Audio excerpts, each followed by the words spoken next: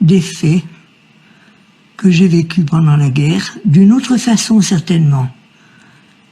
Mais je retrouve ces moments de difficulté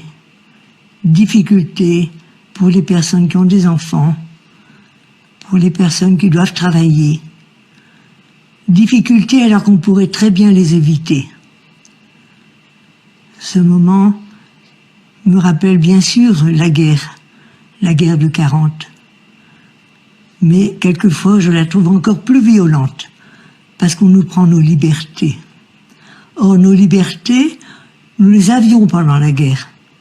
Malgré le nazisme, eh bien, nous menions une vie normale, en craignant évidemment ce qui pouvait nous arriver, les bombardements, les arrestations, d'accord.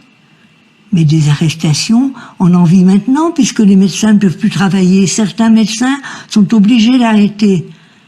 Arrêter des chirurgiens, arrêter des infirmières. Mais quelle honte!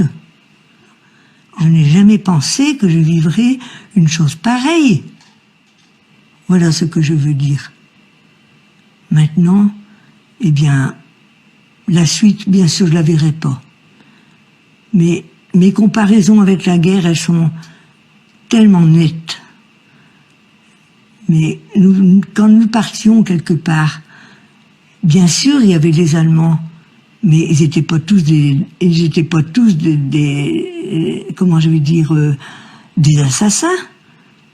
Il y en a qui comprenaient très bien notre vie. Évidemment, il y a eu la résistance.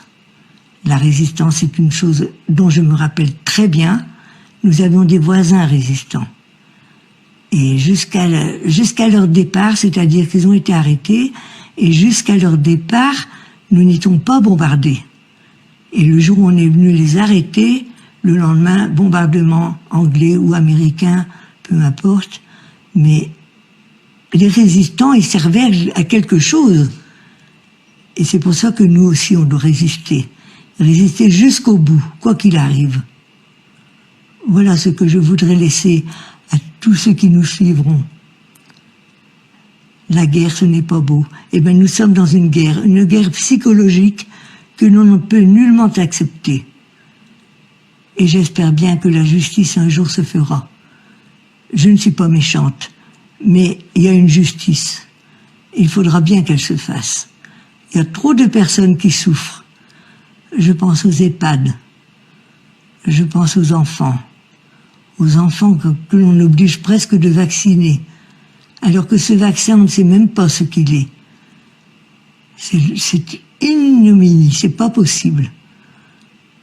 Voilà ce que je voulais dire.